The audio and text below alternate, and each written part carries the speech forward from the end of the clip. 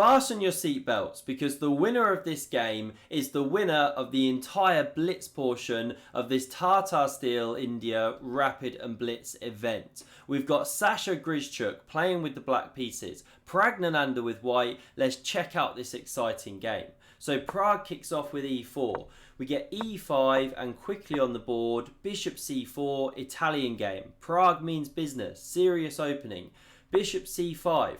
d3, knight f6, and now no pawn c3, going for those kind of structures. We see knight c3 instead. h6 from Sasha. a3 gives the bishop some room. And now interestingly, we don't see black doing the same with the a pawn. So d6 is played, allowing Pragg to go knight a4, pick up this bishop pair. So what's Alexander got in mind? Well, he goes bishop b6. Now h3 from Pragg may be a move he'd want to take back if he knew exactly what Sasha was going to do. But now we see bishop e6, takes, pawn recaptures, castles, and queen d7. Aggressive intentions. Have my bishop pair. I don't care. I'm going for rapid development. Castle queenside. Throw the g-pawn. We've got a game on our hands here. So c3 goes for queenside expansion. g5 on the board and knight h2. Good move. Looking at this g4 square. Trying to prevent this coming in one go. Castles queenside played. b4, Pragg gets going on that side of the board. Queen g7 coming behind these pawns, and now knight g4, stopping the advance. And you don't want to go capturing, or after queen recaptures, there's pressure here, also pressure on this one in combination with this bishop on c1, so you really slow down that black attack. Instead, pawn h5 played, best move. Now the captures happened. Queen recaptures, and Pragg here, he gets the pawn structure wrong.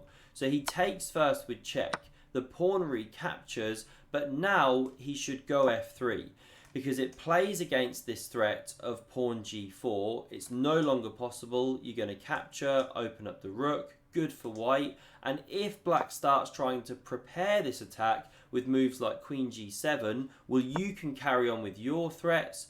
And if g4 immediately, well, no good. You just start capturing, queen can take. And if instead of g4 you still prepare, you know, this kind of thing, well, still white gets a lot of counterplay and you're covering this break, you can eventually get some kind of structure like this. Okay, it didn't happen. We had g3 played instead. What's the problem with this move? You weaken this square quite critically. So now after rook f8, you know, rook df8, coming onto that file, we get king g2 to cover this sensitive square. Again, f3 was best there, but now g4, h4, this was Pragg's idea when he played g3, get this structure, but queen f3 check. And this is a really miserable kind of position now for white, with these pawns sensitive, open to fire. King g1, technically best, but Pragg swaps. The rook recaptures. By the way, the clock times on the left, they're frozen at 3 minutes and 3 seconds. Something was kind of messing up with the board this game, so I'm afraid we don't have the clock times. But time is ticking. Rook d1 covers the pawn, and now d5. So Alexander Grischuk clearly better at this point. He's got the more active pieces. He's got the central space, and he's got an initiative with white tied down. So bishop e3 develops. d4 carries on the central press. We get captures, pawn recaptures. Now the bishop finds a home here, but e5 kicks it once again. Now you do have to be careful putting pawns on dark squares. White's got a dark square bishop, but after knight d8, well, this is spinning to f7. You do cover the pawn if needed, but you'll also be attacking this bishop. Where does it go? If it comes back here, kind of miserable, passive, splits these rooks, and the knight could be going on all sorts of journeys, plus it's difficult to deal with knights in Blitz. So Pragg just chops the knight off. Pragmatic move, no pun intended. Best move as well, according to the engine. Rook captures, and now pawn a4. But this rook tied down here, tough defense for young Pragg. We get king d7, making way for the rook to come to the a file.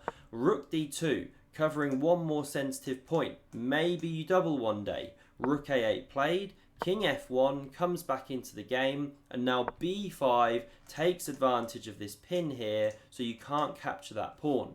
a5 played, now pawn b6, not the computer's favourite move, it wanted c5 there, bring the king in, but still a decent one with how Pragg played. But if you find this move, which isn't easy because you leave the defence of this pawn, then the computer says that white's now doing okay, even level once again. So if you hiccups. If you capture there, well, now there's takes here, and after the rooks come off, you've shattered this pawn structure. Here white has enough play apparently with rook a7 check. And coming back here, if after this one you don't capture this pawn but you take here, well again, yeah, similar things, rook takes, and white has enough activity apparently. Anyway, this one was missed by Pragg. He goes for king e2. Now we get captures, pawn captures. Rook takes was technically best, but this is how Pragg played. And this one starts rumbling. This is the big problem now. We can see how fast it's coming. a6 played, c4, and now best here was to take. That was the way to go. Try and look for activity after that. But Pragg goes for this, looking for immediate activity against that weak pawn, but now c3. The rook should double here. That's the best move, but Pragg drops back to the back rank. Now king c6, and the position is ominous for white. Rook b1 tries to get counterplay on that pawn. Now I think the board here has just gone wrong. So the next move recorded here on the chess.com moves is rook h8, and Pragg plays rook f1, which makes no sense. But I think what actually happened is the rook went to f8, doubled against this pawn, and it had to be covered, or there were checkmating attacks or supporting this one running through. So king b6 now on the board. Now we get this rook coming back to the a file, and rook a8 back, attacking this pawn. Now the rook comes here. The pawn drops. This is miserable for Pragg. He checks. He goes for activity, but Sasha pushing the pawn. Now he attacks the e5 pawn, but the king marches on relentlessly. Here Sasha's ditching pawns with check. He doesn't care because look at this. c2, the pawns are rumbling forward. Nothing you can do to stop the queen. If you go rook c1, we push b2, one of them's going to go through, and if instead of that you try king d2, well now you leave this, it comes with check, you can come here but check, whatever, you make a queen, all game over, completely done. So this was the final position. Alexander Grischuk won the Blitz. I don't think anyone would have predicted that. He hasn't won anything in ages, even though he's a 3-time World Blitz champion. Well done to him, awesome results. And in the rapid portion, Maxime wraps that up after 2 days of chess. I do hope you enjoyed the recaps of this short tournament. Do hit subscribe to never miss a future video, and to see another epic game of chess, check out the video on the screen. Thanks very much for watching, and see you soon.